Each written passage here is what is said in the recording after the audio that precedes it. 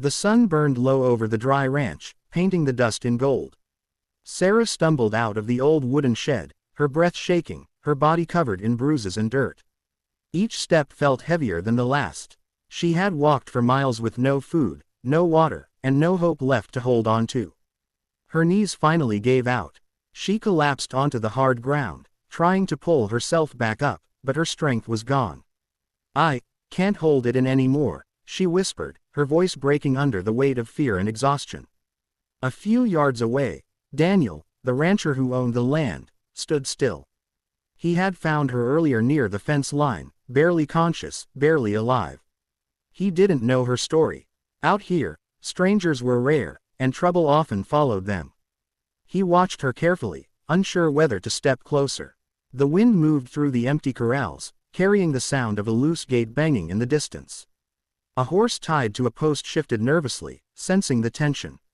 Sarah tried to wipe the dust from her face, but her hands trembled too much. "Please," she said, not looking at him, as if afraid he would turn away. Daniel hesitated. Helping someone meant responsibility. It meant questions. It meant bringing danger to his quiet life. But then he saw something in her eyes, not deception, not threat. Just fear. And something else, trust. Slowly, he walked toward her and crouched down, keeping his voice calm. "You're safe here," he said. She didn't believe him at first. People had said those words before, and they had never been true. But his tone held no anger, no impatience, only quiet certainty. He removed his bandana and offered it to her. "Tie this around your arm. You're bleeding." Her fingers struggled to move, so he gently wrapped the cloth himself, careful not to hurt her. "I don't need your story right now," he added. "You just need water." He stood and walked to the trough, filling a small metal cup.